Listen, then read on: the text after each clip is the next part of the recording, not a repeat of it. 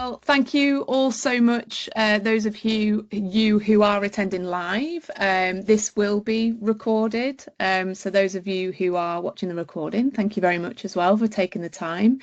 This webinar is all about what really you need to consider before you're thinking about implementing AAC in your school and how to prepare a school for a successful rollout. And we are incredibly lucky to be joined to a couple of people who have gone through this. I'll intro them in a second. But I am Kim Lawther. I am the product manager for Grid for Schools, and my background is all assistive technology in schools and colleges. And I now am incredibly lucky to lead the offering that is known as Grid for Schools. And I am joined by my colleague Jess, who's spent over 12 years supporting assistive technology and AAC, and is incredibly passionate about helping schools and services put communication first. And as I said, we are incredibly lucky to be joined by Amy and Kerry. So Amy is a speech and language therapist with Sand Academies Trust, whose focus is on creating whole school and communication frameworks so that every student can thrive. And Kerry is a deputy head teacher and SENCO with a master's in autism, who has dedicated her career to putting inclusive communication at the very heart of the school curriculum. So we couldn't be more fortunate than having these two incredible people to join us today to talk about the realities of what it really looks like to do those things. So I'm going to pass it over to Jess shortly, but just a couple of housekeeping things. If we do have time at the end, we absolutely will take some questions, so please do pop them in the chat. But also please just try and remember to stay muted if you can. There's nothing more distracting than hearing people talking in the background. So yeah, please, if you aren't muted already, ensure that you are. But yeah, I will pass over to Jess to chat about all things AAC. Thank you, Kim. So we are super excited to be joined again by Amy, who is becoming a regular face when it comes to all things school and Smartbox. So many of you would have seen the case study we've recently had with two of the SAMMAT schools, Belmont and Sladewood, where Amy has been sort of instrumental in working across those schools. But as part of her work across the trust, has also supported a number of other schools on their sort of AAC and Grid for Schools journey, which is why we're here today talking about Paternoster and the slightly different approach. And I think that's what I'm really excited to talk about, especially with you today, Kerry, is about how you've, from a teacher point of view and a senior leadership, and I know we're going to dive into this a bit more later, have sort of really taken the lead with it, with Amy's clinical support alongside. And I think it's thinking about how different schools work in different ways. So as much as we're working in the same trust. So obviously, one of the biggest successes across SAMMAT and the work that you guys have been doing with Grid for Schools is the dashboard. And I know that Belmont Spark has been a massive success, not only for Belmont, but has been a big influence for a lot of other schools I've been working on. I've heard of other schools choosing fun names for their own dashboard. I've also heard of schools that have taken Spark and made it their own as well. So it's a nice place to start, I think, thinking about what I talk about, communication across the curriculum. And for me, I think the dashboard is a really good example of that. So Paternoster, do you want to give us a quick intro into what the school is and the range of needs? Yeah, so we're a small special school, so we have 66 children on roll, primarily focusing on SLD and PMLD. Yeah, in Cirencester, nice little place to be. Yeah, so that's kind of our focus. I've only been working in the school since September, and so I've picked up kind of the reins with regards to communication and taking that forward. Amazing. So I think we've got a few questions we're going to work through, but as with a lot of these things, I think it'll be quite informal. We'll just have a good chat, as we often do. I think the best place to start is, I think one of the biggest questions we get when we're talking to other schools is, before a school implements AAC, obviously there's a lot of groundwork to do, there's a lot of like cultural considerations. What do you feel that teams need to consider before purchasing Grid for Schools, and how can they best prepare their school, their staff and their environment for that journey? So I think the first and probably the most important part of a journey is that communication culture. So not seeing AAC as just a particular time of the day. So rather than seeing it as AAC being used at snack time or your communication lesson or something that the speech therapist does, actually embedding it into everything. So it's a part of every lesson, the curriculum, every activity, and also every environment. So making sure it travels with you and it's accessible to all students, and it's a really inclusive environment. And I know that's something that you've worked really hard on in Paternoster, looking at the environment. So even taking it out into the playgrounds, into the sensory room and the lunch hall. And I know that you've created some large communication boards similar to the ones that we have behind. And I think a large part of that culture is working with staff. So really going back to the basics of AAC and building awareness with staff. What is AAC? How we can use it, and busting the myths as well. So AAC isn't just for pupils with little or no spoken language. It is for everyone, especially in a SEND school. And just kind of going from there really and building that culture. Yeah, I think it, like you say, not thinking that it's an intervention or something that's just kind of an add-on. It needs to be incorporated and built through your school day, your ethos, what you're working towards with the children, and you're full kind of embedded within that kind of culture and curriculum. And I think for us, that starting place of before we even implement the kind of grid or AAC approach, and supporting that was kind of what does that plan look like and how do I get staff to be on board with that journey, because it's difficult, it's not an easy ride to get it from implementation to being embedded and consistently used. You're asking teachers to adapt how they're teaching quite fundamentally to support the children, and so that kind of plan of what does that look like and how can we build on that, and sharing that with staff was quite important for us, for that staff buy-in as well. I think one of the things you guys have done really successfully, and I think actually it's been successful across the trust, but I think especially with the work you've done, Kerry, is that expectations document you've put together by setting those standards and having something that you can refer back to. I think the implementation guide that you get as part of Grid for Schools has got some sort of bare bones there, and I've seen some really lovely examples in other schools where they've taken that and either split it up into different goals for different terms, or used it as an influence like you've done with your expectations doc. I wonder if you want to go into that in a bit of detail. Yeah, I think it follows on from the culture that you were talking about, and having that kind of communication culture, and how do we kind of just exemplify that, I think, and make it really tangible for staff, because I think lots of people can say, oh yes, we've got a communication culture, and what does that look, but what does that look like in practice? And how does that feel when you go around the school? And I think some of that is setting those expectations. Again, from my perspective, it was how am I being really clear with staff around what we are going to expect and what is it that we're looking for. So like I say, making sure that that's it's their voice, it's taken with them out into different environments, whether that's paper-based or electronic, whatever form that looks like for those children, and being really clear in what's our expectation, what is our the rationale behind what we're doing, and what's the impact of that for the children, and creating that kind of expectations document alongside a kind of visual to support that in classrooms has been really helpful. I think that accountability element, and I think that's something I've sort of learned being on the journey with a lot of different schools now. There are different stages in their journey where it has been really successful. Is that something to refer back to, set those expectations and that accountability, and also starting with what works well already. And I think that's something that you guys have been really good at. I know paper-based is something that was really established already within the trust. There's lots of use of core boards, and adding the tech elements of that was really helpful.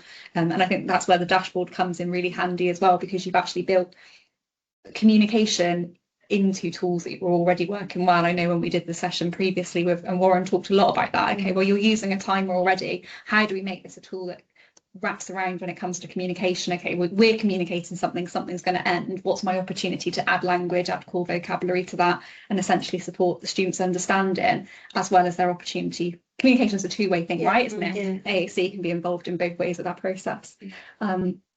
So, Kerry, your school was quite different to the journey we spoke about with Belmont and Sladewood previously, where Amy, you've been really integral, and I know you've been on hand to support Kerry, but for you, it's been very much senior leadership led, and from your background as a teacher, can you tell us a little bit about that and sort of how you've managed that alongside that clinical support as well? Yeah, it was kind of a choice right from the beginning, and so like I say, I started at Paternoster in September. I was really lucky in that we had the hardware and everything and software that was needed.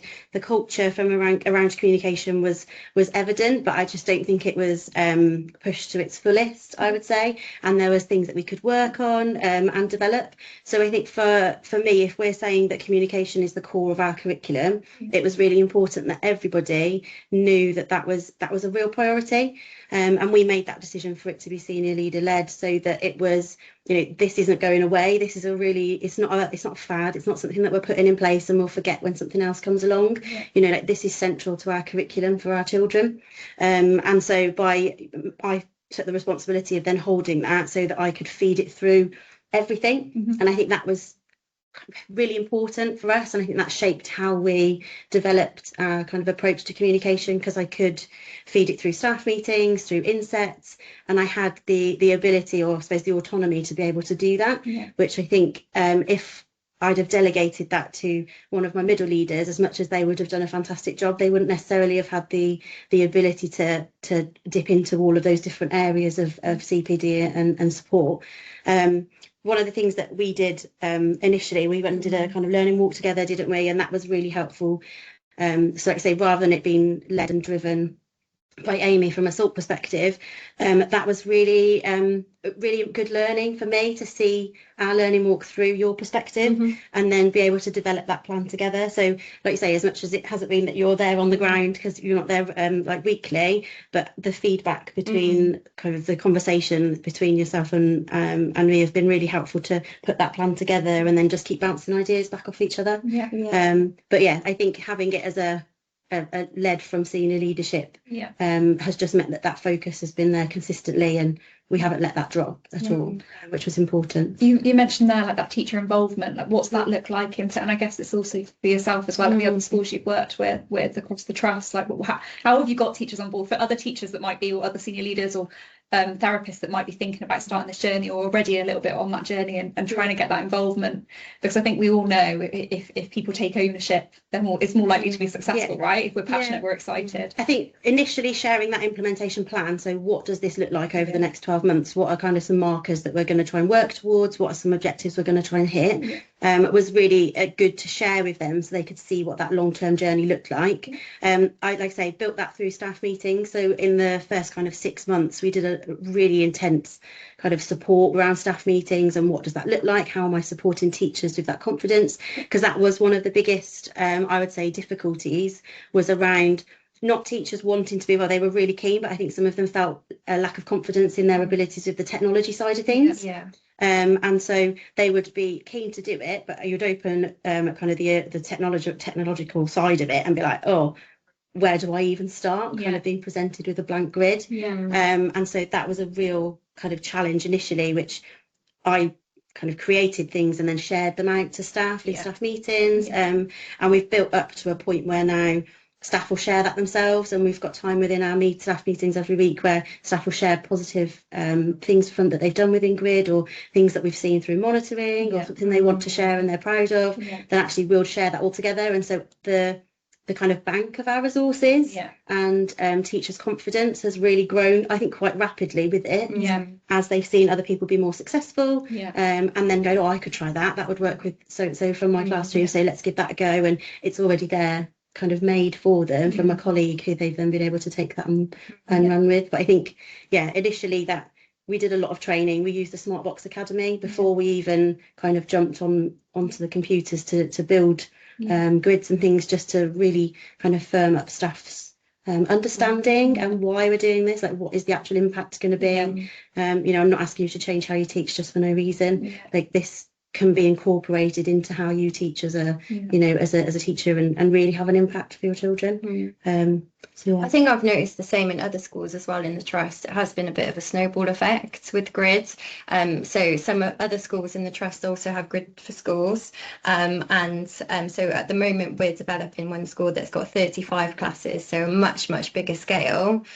So what we've decided to do is actually have some trial classes so we can start off small, really get it right for those classes. They still have different needs, different ages in those classes, but we're really honing in on those, training those teachers at first, and then hopefully what we'll see is that snowball effect where other teachers can see what they've done and they say, oh, that's working really well, I want that in my class. And that's what we found with Belmont. We started off small, and where other teachers go and visit the other classes, they were thinking, oh, why don't I have that? I want that in my class. I can see the impacts. Those pupils are communicating lots more in your class. And it was just that really rapid snowball effect, and that's how it spread across the school. So we're hopefully going to see that in another one of the schools, and the same as in the trust. I think all of the schools are seeing, and we compare what our strategies are.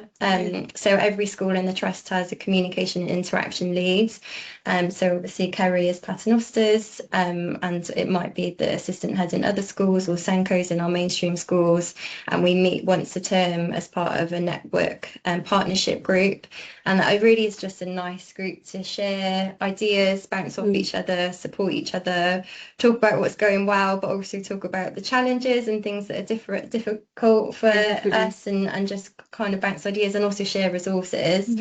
I think it's really important for me to be mindful that all the schools are very different from each other, and it can't be a copy and paste job. Although we try and have consistency across the trust because we're all in the same trust, we do have to be mindful that each school has different needs, different personalities. So although we have a little team of our communication leads and we do share ideas and share resources, we do then make them bespoke and appropriate for each individual school as well.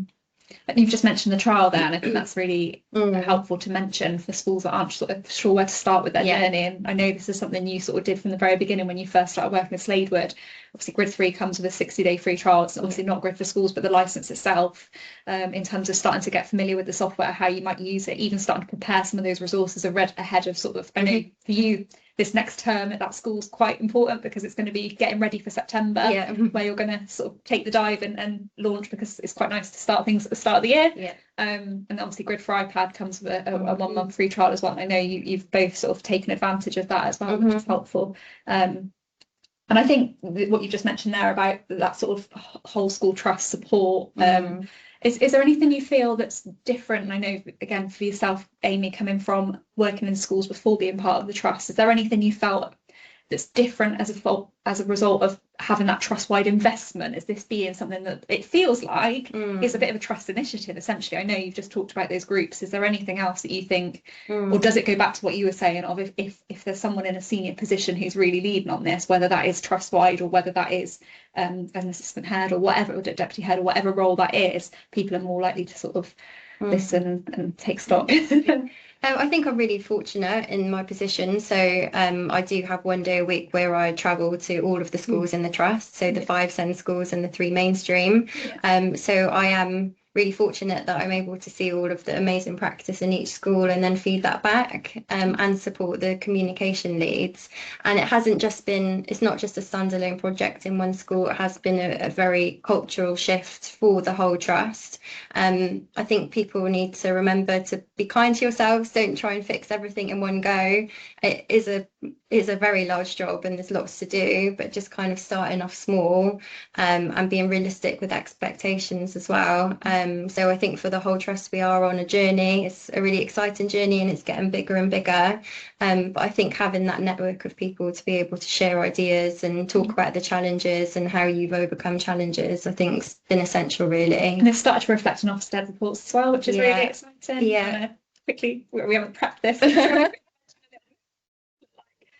So Belmont School had Ofsted last year, and before we kind of prepped for Ofsted, we we noticed that the school wasn't consistent in communication approaches because there's lots of different needs of communication across the whole school, and we spent a lot of time honing in on the environments, the classroom environments, looking at both communication and sensory needs, and we split the school into 4 different communication environments and worked really closely with the class teams.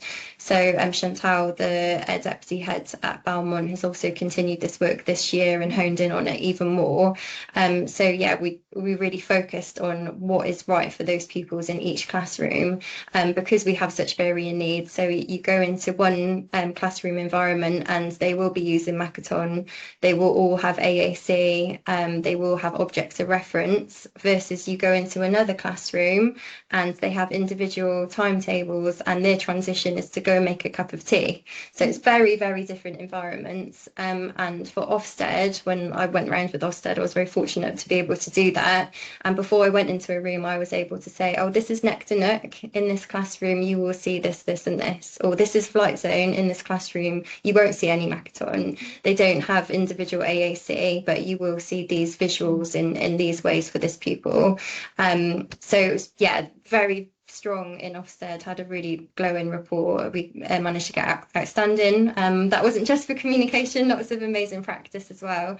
And then Sladewood is due Ofsted any moment in the next term, hopefully. And that's something that we've really focused on as well in Sladewood, is the communication provision. So, I think as well for me is it shows from a trust point of view the sort of respect and the excitement around communication, because it does feel like ahead of whether it's school visits, whether it's parent show rounds, whether it's Ofsted visiting, it feels like communication is quite quickly becoming one of those things that is really celebrated across the trust. And I think it's also something we're starting to see across schools anyway, with the change of need, communication needs obviously being so prevalent, especially with the EHCP outcomes. Obviously the change in Ofsted invigilator guidance recently, where invigilators are prepared, they're being told to be ready to interact with individuals who might communicate differently using empowered systems, i.e. AAC. So we know that expectation's there, so they're going to be looking for that practice. I also love the reaction that the inspectors had when they came to Balmont. You had the communication boards in the environment, that instant reminder that here is a place where students are going to communicate differently, and their voices heard and valued. It's the same as having the reception team using Makaton, having wearable lanyards that not only staff but visitors wear. And I know again this is something that's being standardised across the trust, and it feels like it's really putting communication at the centre of that good practice culture that all schools thrive for, which is exciting. And I think just jumping on the senior leadership team, so I've also done Makaton training with the senior leadership team, and I think that's essential. If you're going to promote something in the school, whether it be AAC, whether it be Makaton, it's also important for SLT to be using it themselves and to know how to use it themselves. So when they do show people around the school, whether it be visitors or prospective parents or Ofsted, they're able to talk really confidently about the communication strategies because they are also a part of it. Absolutely. So just back to Griffith Schools more specifically, I'd like to talk a little bit more about that implementation journey, and to sort of taking it back to the beginning. And I know you weren't right at the beginning in terms of when schools first sort of started using Grid, but in your journey, what are some of those really early successes? And on the flip side, what are those challenges and how have you potentially overcome them? And what are the ones you're still struggling with and looking to crack over the next however long? Yes, like one of the first, like I said already, that kind of staff confidence was a real challenge, and how we then approached that through either, like you shared some resources, because it was new for me. You know, I was coming in as a deputy head in the school and I hadn't used Grid before. And I remember our first conversation and I left that thinking, oh my goodness, like, oh, I've got so much to do. And I think it was that initial, like, and she's done it, guys. But it was like, I think it's like, it was that panic of, oh my gosh, there's so much to do. But actually but if we don't do this, this isn't good enough kind of feeling. And I really remember that from our first conversation of, okay, what should this look like? How do we develop and how can we take this forward? And like, it was almost like uncomfortable pressure, to be honest. Not for me. Just that weight of like, actually, like, this should be what we absolutely do through and through. Like, exceptionally well, like this should be our bread and butter, Yeah. and what does this look like for us? And I think I was like, this journey is long, this is going to be a long journey, but I think knowing that and then being able to prepare for that, so this wasn't I've got 6 months and it's going to be done, like, or I've got 12 months or 24 months, like this is going to be on our SDP or as a priority for us, like forever. Because I think the minute you take your eye off it, it doesn't develop any further, and then you're already kind of behind because things move on so quickly.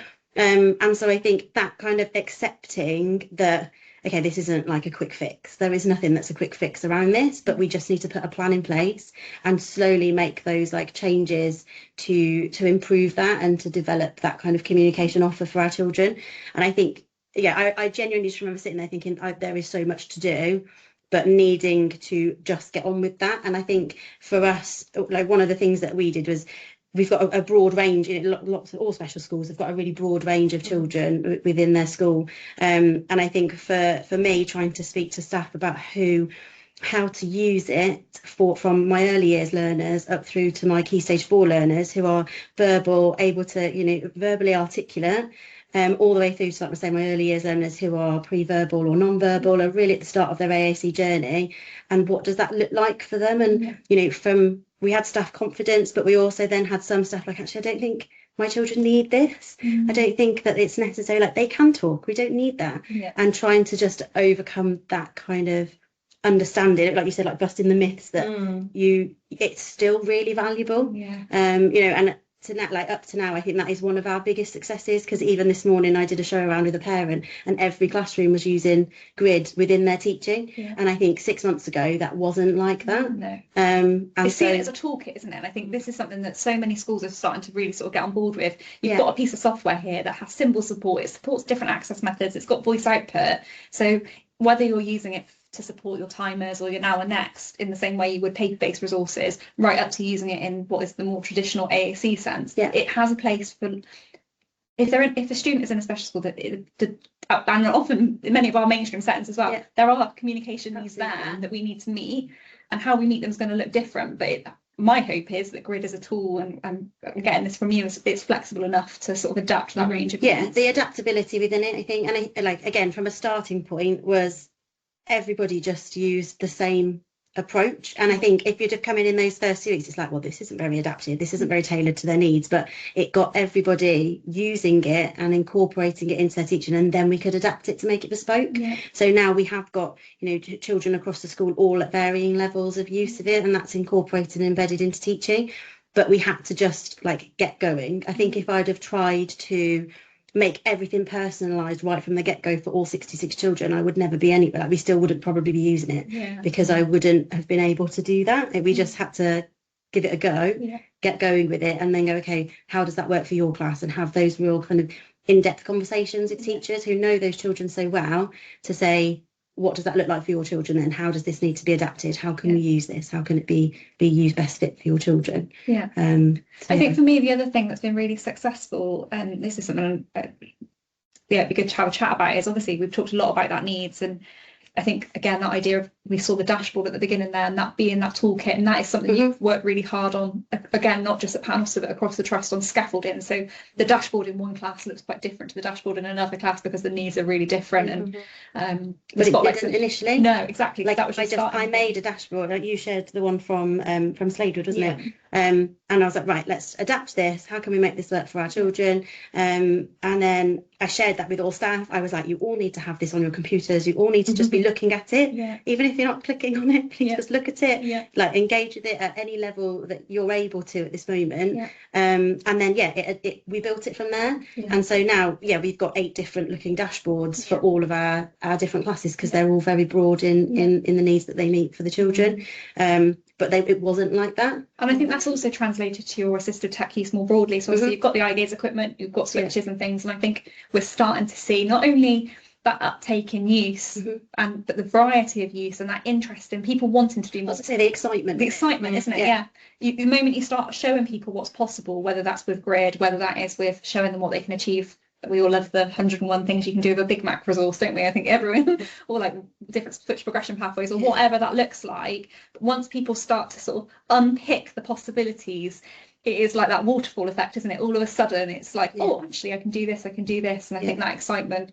Yeah, we did a meeting with a whole school meeting where we said, okay, these are some of the possibilities. What might this look like for this child in 10 years' time? Yeah. And that was really powerful, Yeah. like really, really powerful for staff to sit there and go, actually, if we can access this, or we can support a child to you know, engage with and use this in the way for them, actually what does that unlock for them in 10, 15 years time? And that kind of really long-term goal setting for our young people was really, really powerful for staff to go, okay, I need to do this. Like I really need to do this and do it every day consistently. It gives me goosebumps. That's like often say to staff and people I'm working with, we're looking at these tools not only for the now, but it's for the longevity. If you can find something that works well for someone, even if it's a stepping stone to something else, it gives us the possibility to work on and build on. And the reality is, if someone leaves school with these tools established and working well for them, they're more likely to be supported and successful into adult life and beyond. And the opportunities like it then gives them from independence work, or all those other possibilities. It's why we'll do it, right? Yes, we've talked there a bit about complex needs, which is really helpful. So you just talked there about some of your earlier students. For your students that were right at the beginning of their communication journey, so for both of you, what have been those tools that have been most successful for you? What have been those resources or specific grid sets, or even things on the academy or other things that you've delved into? So I say the super cool learning, the grid sets, and also See and Say we use a lot, and you can adapt that to meet the different needs of the pupils as well. So again, it's about kind of setting realistic expectations for teachers, and I think See and Say, because it's already created beautifully, that's something that you can actually just get up on your board and start running with straight away. And then once you use that and expose the pupils to it, then you can start adapting it to different pupils across the school. I'd say, thinking about grid sets for teachers, I know we've spoken already about the dashboard, but I think for me that is probably my favourite, and that was, I think, the light bulb moment originally with Belmont and Belmont Spark, because it just helps show the teachers and the class team what is available all day, every day. And I kind of describe the dashboard as being like a menu. And it has all the different cells to jump to different grid sets, and it just has it all in one place. So I say to staff, when you're not using the screen, just go back to the dashboard, and then you're going to something else, and then jump back into the dashboard. And even if the teacher's not there at the time, and if you've got a cover, if you've got visitors, it clearly shows you what is available to you. So you can see, okay, we've got transition support, so we've got regulation check-in. So we've used the Smartbox template, and then we've just created our own version right for each school. But yeah, I kind of describe that as the menu and the central hub that just helps organise and makes things easy for teachers. And I just think that's just made it so successful, rather than going onto the Grid Explorer and seeing all these different grid sets and getting a bit overwhelmed. It just has it all in one place. The easy navigation between it has been really helpful. I think initially before we had it, teachers were like, I've got to come out of that and then go in this one, and they found that quite tricky in the lesson, especially if you've got a child who needs some regulation support, or we need to access something quickly, or a drive. It was actually in that dashboard, you go click in, and you're straight to where you need to be. And then personalizing that has been I think for me the super cool learning was where we first started, was those kind of these set grids of, let's just take these and let's use them within play activities to support staff modelling and staff commenting, and supporting, just straight off. It's not adapted, it wasn't tailored to our individual children, but that was our real kind of first start with it. And then it was from a meeting that we had where we built in the 3 core kind of stop, more, and different. And actually from that's something that all of our kind of staff, especially working with our kind of lower pupils, has built into our grids. So that's consistently available. We've got some children who are just learning stop, more, different at the moment, or even just stop and more initially, so that we're just exposing them to that kind of core vocabulary that will kind of open so many opportunities to them, those 3 words that can really they can use across multiple contexts. I think super cool learning is the best place to start when you're editing as well. So if you're a teacher or a TA in a class and you're kind of familiarising yourself with Grid and how to edit, I always start with Supercool Learning. So when I do training, I get Supercool Learning app and they have it on their iPads, and we just slowly start to make our own grids. And I'd say that's probably the best place to start when you're first starting. It's quite familiar as well, because a lot of schools will be familiar with creating core boards or ALDs or whatever you call them. Yeah. And obviously the power of Grid is you can still print it out, so you can have it as your paper-based resource and you're powered, so you can have it on the whiteboard. One of the things I love as well, that again, I wasn't necessarily something we'd necessarily thought of. And my colleague Becky always talks about the dashboard, or being almost like your book bag. Like what are all those tools that you have in your book bag that you have accessible to? And I think I've really seen that with both of your school, or all of your schools we've just talked about today, because even where you've got students who've got their own individual AAC devices, you're putting the dashboards on there as well. So those tools are readily accessible on the whiteboard, they're readily accessible on staff iPads, but also the students have got access to those tools as and when they need them. And I think you've also got an example of a student where they're also using it at home as well. Yeah, we've got quite a few now using it at home. So I think in one school, I think about 6. Then also have dashboard at home. So it's just like an adapted version of it. So they go into school, they see the dashboard, then they've also got their own dashboards, which they then take home, and it's just really helps them communicate about their day. And then also parents are using it as well. So parents are using the transition, the now and next, the timer, helping those perhaps kind of tricky moments where a child might not necessarily want to go in the car because they don't understand where they're going or what's happening, and the parents are using those and having the consistency across settings. It's been it's nice as well. It's a nice route in for that parent engagement. I know we literally just talking in the office a moment ago. Amy's been running some AAC sessions for parents to drop in or book onto for parents that are on that journey with their individual children, and we were talking about how often one of our fears is you can do all this work in the classroom and you can work really hard, but you don't know what happens at 3 o'clock, or you don't know what happens come the 31st of July, whenever summer holidays start. Whereas actually what we're starting to see is that excitement, because once the parents start to see that success, it does start to translate. But I think the dashboard makes it feel really usable. It's like, okay, well, even if we just start off with 3 or 4 tools, and that what I sort of talk about them as, it feels more relatable for those parents at that early stage. And also the people can transition. So this morning I was working with the little boy in class, and he was able to transition using the dashboard out of his Supercool Learning into the timetable, and he was able to tell me that he wanted to go to soft play. So just so powerful having that. Amazing. And we can chat about all the stuff for ages. So you've talked a little bit there about parents, train of parents, and you mentioned the academy. So that staff confidence, what was the support that you tapped into really early on in your journey, and what made the biggest difference in that? And obviously we've spoke about like having those expectations set in the beginning. We've talked about the sharing of resources. I think that's really exciting. I think that's a lovely example where you've got like set times for people to sort of bring and share what they've created. But what have been those top things for you guys? I think for us, before we even kind of jumped on board with everybody exploring, was that we started with the academy. We started the Smartbox Academy and worked through some of the sessions on there just to refamiliarise staff, because some staff had used it before, but then it had kind of faded away. So it was, let's just relaunch and let's kind of refamiliarise with that. We still use that now. So specifically in some of the children who are using the eye gaze, the staff who are supporting in that class, just kind of actually, how do I access this, or how do I reconfigure the program? So actually being able to go back to that as a knowledge base has been really helpful. For staff. I think just ongoing support, drop-in sessions. I'm just thinking about the other schools that I work in. So some teachers might need one-to-one support if those teachers aren't so au fait with technology, and that's okay. I think just thinking about what the staff team needs, and doing drop-in sessions. So one school, every Wednesday we do a CNI, so communication briefing. So we've got 15 minutes at the start of every Wednesday where we go over, so it might be our Makaton Science of the Week, we talk about grids, we share good practice.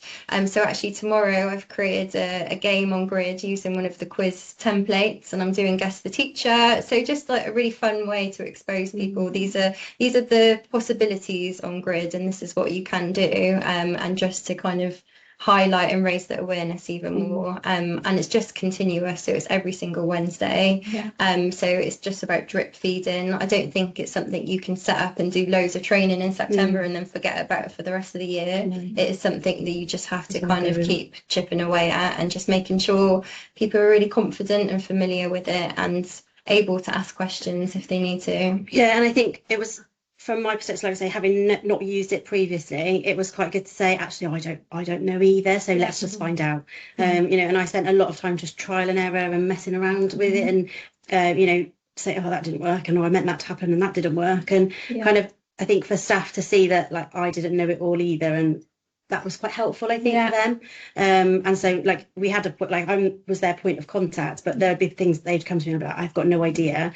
And like I say, being able to contact you and kind of go, actually, what does this look like? Or then being able to contact Smartbox Support and be like, help, this bit's, I just don't know why this bit's not working. And I think some of the things that you might, like, take for granted is, I suppose, that initial setup, which I think I didn't do initially, and then have been ironing out the creases of, is so kind of, has everyone got their Dropbox syncs, and am I a remote editor, all that sort of stuff. So I can, teachers will now send me an email and say, this isn't working, I don't know why, and I can kind of remote on and support, rather than having to be in the classroom there. I can do it from wherever I am. And I think the networking of pieces with Grid as well, that ability for you to easily share content across school, whatever that looks like for your school. Like we talked about having like a template user set up, so that's where, if for whatever reason you make a complete mess of your timer and whatever that looks like, you know that's where you go to get your one that you need.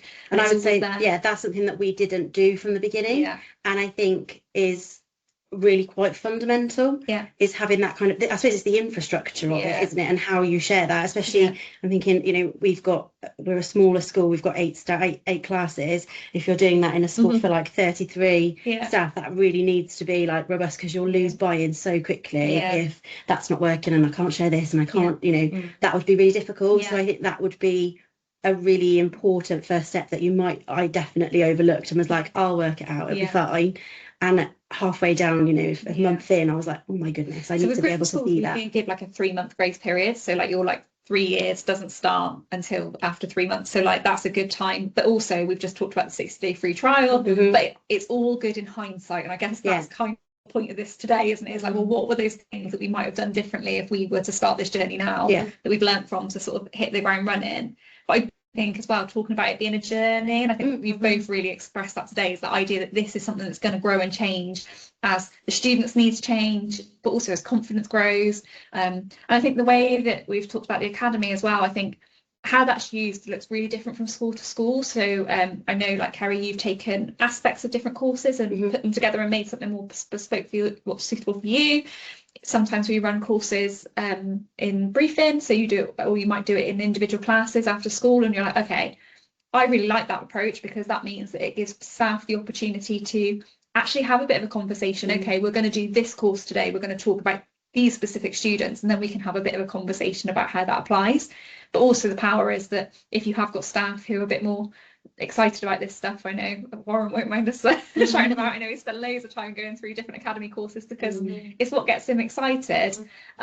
Or if you've got staff that have got more self-guided learning time, then it's great for them to access as well. But also you've talked about going back to it, using it as a refresher, but also knowing, and both Kerry and Amy today, when we walked into the office, the support team were on calls today, and they were like, what was you meant to use today? So knowing that there are people there as and when you get stuff, which is really exciting. So we've talked a lot about the power-based stuff. So creating a communication-rich environment with AAC across the entire school day. Sounds like a quite overwhelming, quite big task. So what did that look like for you guys, and probably more specifically Kerry, outside of, well, what does it look like at the moment outside of structured class time? Because we just talked about this stuff working really well in the classroom. What happens when someone is in the corridor or transition into the school bus? Yeah, I think for us it was, like I say, making that portable and adaptable. So what we have in the classroom on our like whiteboards or on staff computers is the same as what's on our iPads, whether that's kind of individual pupils, AACs, or whether that's on kind of our grid AACs that we've got within school, but also having that as paper-based. So not forgetting that that's, you know, print off, what does that look like for on a lanyard or as a transferable kind of resource for the children. We did spend a long time, so we made some boards like this one to go all around school, like I say, to give that vibe of this is a communicative environment, you're going to meet children who communicate in a slightly different way, and this is how you could support that. We spent a long time figuring out what symbols and what, you know, which ones do we use and what colours, and kind of how does that reflect the children who have got AAC and use AAC. So it kind of looks like, oh, that was great, but there was a lot of process or thought process that went into why we chose what we chose. But that does, you know, we've got lots of observations and we've got lots of opportunities where we've seen children just interacting with that, either with each other, which has been really lovely, or for staff interacting with the children within the environment with it. But I think it is that transferable. How do we make that transferable? Because we can't just leave, you know, the children's AAC or their voice in the classroom. So yeah, that was something that we built into right back at the beginning, those kind of expectations that we put in place, and just you just have to keep on top of, and just keep revisiting. But yeah, so that was kind of our big what we did. I'd say those boards are just, they just shout at you as soon as you come through the door, and it just, you know, it's a total communication environment, and like you say, it's just a message to all visitors, to parents, to say that we welcome, encourage all sorts of communication here, no matter what that looks like. And like I always say, our overall aim is for each child to reach their full potential with their communication, whatever that might look like, whether that's verbally or with AAC or Makaton, and we welcome that and we will support that. So I think those boards were one of the kind of first successes for Paternoster. And I think it's seeing it as part, like I said, I keep going back to the idea of a toolkit, and this is something Kim talks about all the time. We've sort of, when I think this is where Kim's sort of idea of Grid for Schools came from. It's that idea of the fact that actually you're going to have that wide range of students, and at different times in their journey. I think back to the Oasis case study that we did when we were first at the start of the Grid for Schools journey, where there are 2 individuals in that case study who are now speaking individuals, but they use their AAC as their support when they need it. It's not a tool that's taken away from them, just because language has started to come verbally. So for them, AAC has been part of that communication journey as a model of language and supporting their interaction, and supporting hearing back those words for them to then start to verbalise.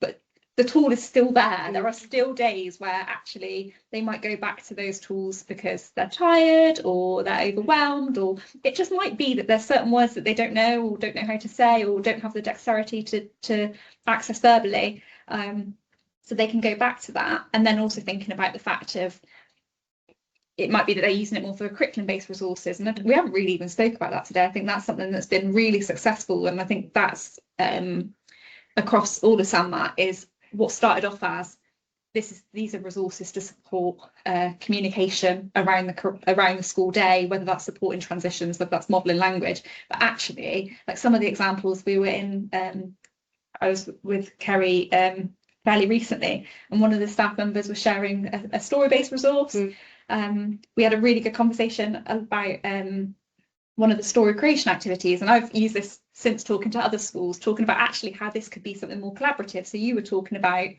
this is the Going on a Bear Hunt example, and how do you want to share what you said to some of the staff about how they might use it in terms of involving the students to build that database? So you shared the kind of the tool with something on the online grid sets, wasn't it, with the Going on a Bear Hunt, and how that could just be the kind of basis of some of your literacy planning, and how it kind of like we're going on a, and then you choose bear hunt, monster hunt, or tiger hunt, but actually like getting the children to feed their choices and their voice into that, and then that could be 1 or 2 of your lessons where you've built up those options and the vocabulary that the children can then choose.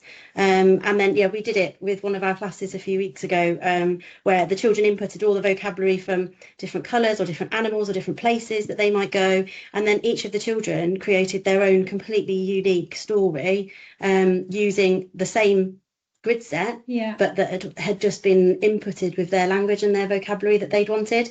And so they each had then 6 different stories at the end of it, one for each of them, that were And completely the unique. journey to creating that resource as well for your learners, for your AAC users, there's the power then that they're learning about how to navigate those words, the categorization of that language. For your individuals who might be communicating using Makaton, you're practicing those signs, you're practicing, it's all those opportunities for, yes, this is a literacy lesson, but actually there's all that opportunity for communication, interaction, modelling. It makes it a more rich experience. And like I said, I'm not a teacher, but I have the absolute pleasure every day to spend with so many different professionals across the South Western Wales predominantly. So I've showed you a resource that I think is quite a nice resource. It's something that Daisy's made and it's been really successful, but instantly you give me a new idea, and I think that's the success with Grid for Schools, is that opportunity for us to be able to share back those things that have worked well. That's essentially all I do every day, to be fair, just pinch your guys' ideas and other schools' ideas and share them with everyone else. I'm saying, like, if I looked at that and thought I've got to create that, I'd be like, well, like, where do I start? Whereas actually having the ability to download that and then adapt it and edit it without thinking I've just got to start from a completely I can do the tech stuff. I can do that for you. That's we need support and content guys who can do that. We're little teachers. You can tell us the ideas about how you're going to do use that now. We'll find some online grids that are like, actually, we like the format of that. That really fits with something that we want to do. But obviously, it's about this story, not this one. So how can we then just take that and adapt it? But we've used all the kind of technical structure of that set to create our own resources. So yeah, rather than starting with a blank grid, which can be a bit daunting, having like just editing and adapting some really amazing resources that are already there. And I think as a speech therapist, that's why it's so important to work with teachers, because I'm not a teacher. I don't know the curriculum. So it is so important to have the joined up approach. And I can see things from a therapy point of view, you can see it from an education point of view, and actually building something together. And I think that's why. And then I always see it as a bit of a triangle. So you've got speech therapy, SLT buy-in as well, which is essential, like we've spoken about, and teachers, and just kind of working together. And I think that's why it has been so powerful across the trust and in lots of schools, because it's not just been one person doing everything, it's been a real joined up approach between lots of people. And I think there's a lot that I would have missed or not, that I wouldn't have known about or known to develop without working with you or with both of you around. I was thinking one of the first times when we went round, it was like actually 80% of the interaction was all requesting. I just wouldn't have picked that up on my own, because that wasn't what I was looking for. I was looking for, how does that look within the curriculum? What's the teaching and learning look like? How are we questioning? How, all different, completely different focus. Actually being able for you two to share that, I was like, right, so then what does that mean for us, and how do we need to adapt our teacher modelling? You've woven it together, and I think that's what's really exciting. I think that is that idea that these things don't have to happen in isolation. It doesn't happen in silo across your schools. It really does sort of merge together. I'm conscious that we've not got loads of time, so it'd be nice if we had time for 1 or 2 questions, or if Kim had anything to ask. But I think to finish up, I think for schools watching today or schools watching back, who feel that they're ready to potentially take the leap, what do you think their next steps would be? Like, from your learnings, what are those first things to do, and where do you go next? If you were talking to your guy yourselves 2 years ago.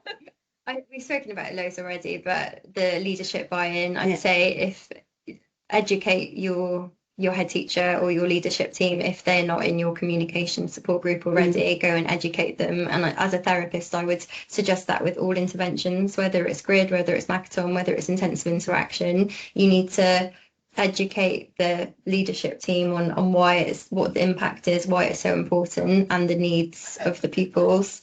And I think just being realistic with the expectations, don't overwhelm yourself. So I did training at a different school last week, and the teacher actually gave herself targets, which I loved. She said, okay, I've got 3 targets for myself over this term, and that's what I'm going to do, because she felt a little bit overwhelmed, and that's absolutely okay. And that's what she's going to work on this term. So whether you have kind of a long-term plan, a short-term plan, and just be mindful that you can't fix everything all at once, because it will be too overwhelming. As I say, and I think for me, I needed, especially because I was new in the school anyway, but I think even if I wasn't, I'd need to get the feel for where are things at, and where, like, what's the kind of harsh reality, I suppose, is where are we at, what's our starting point, and then where do we want to get to, and what are the steps to get to that point.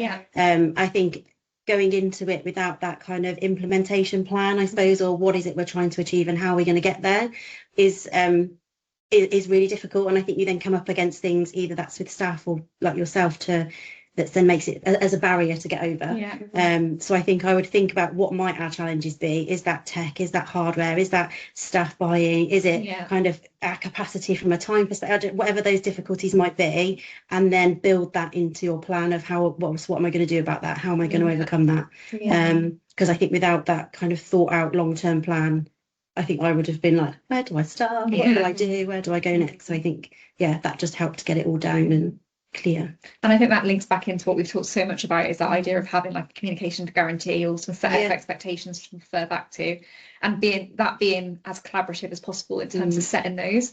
Because again, it's people are going to be more invested if they've had a voice in what those expectations look like. I spoke about in the last webinar last year, but the Trust CNI Excellence Framework and the 5 different areas. So liaising with families, the culture, staff confidence, to show that it's not just therapy, it's not just AAC isn't just for choosing, like we spoke about, it's actually that whole culture. And then we've created a learning walk and an audit that links to each of these areas. So that's what we did really early on as well, wasn't it, with that learning walk, that audit. And then you could say, okay, these are the things that are amazing, this is what's going well, and these are the areas that we need to work on, and then create priorities from that. And we've done that with each of the schools. So all 8 schools in the Trust have done the same audit, and then we've come together in our network partnership group, and we've actually looked at trust-wide priorities and how we can work together to look at those priorities and look at those next steps.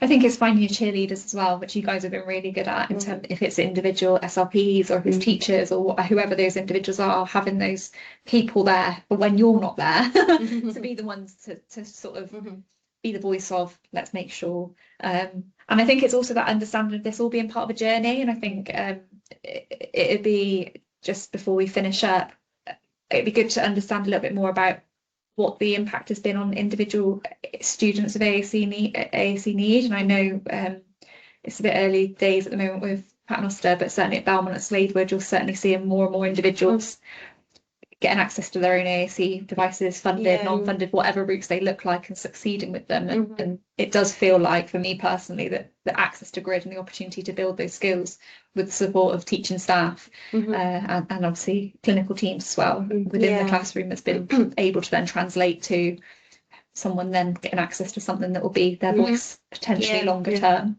I think because they're exposed to it all day, every day, and sometimes at home as well. So it's not a novelty. They're not kind of given a device at snack time and they're going off and kind of babbling on it. They're exposed to it all day, every day, and consistently. And they constantly see modelling from staff. So it's just embedded into everything. So we've seen a lot of progress. And even in sessions like phonics, for example, those people who weren't able to access phonics before are now accessing it using the AAC. So we've made bespoke grids for that.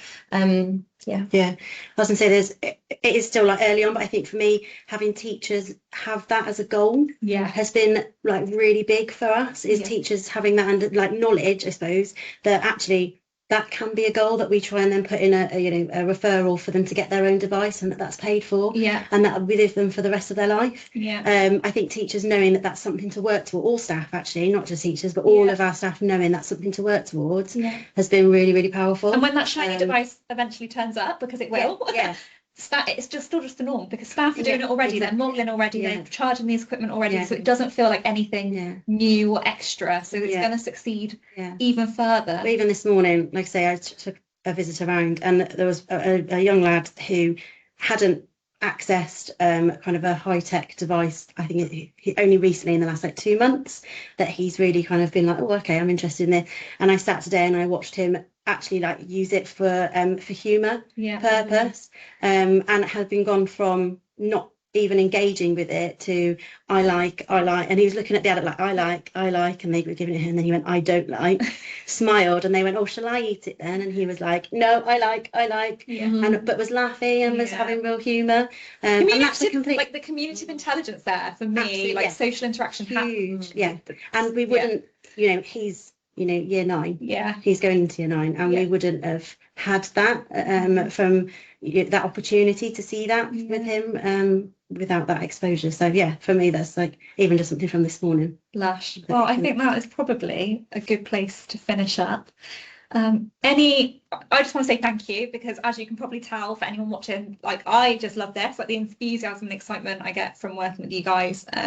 It's just, and for not just you guys, to be fair, every setting I work in, no one comes to us without any people come to us because they want to do this right. So I get the pleasure of talking to excited professionals all day, every day, and everyone's energy is like this. And I just think it's making sure that we can support individuals to take that energy and make it into something really real and tangible and usable and successful, and hopefully learning from some of the challenges that you guys have already overcome. But yeah, anything from you, Kim, before we finish up? Yeah, well, we have got one question. I thought we might squeeze it in, but yeah, I just want to echo what Jessa said and thank Kerry and Amy so much for joining us, because I think their perspective and the reality of what, you know, something like this entails, the good, the bad and the ugly, which I did say to them beforehand. I was like, please give us it all, like the good, the bad and the ugly, and they absolutely have. So yeah, eternally grateful. We've got one question and we'll probably just stick with that. So we've got, did you write class expectations doc with the SLT senior leaders and SALT team, and would that be something you're able to share, or you can sort of maybe not necessarily share it but talk about what is in that? But yeah, so for me it was quite easy, because having been SLT, I was like, we're having this, let's go, we're going to write this, and off we go.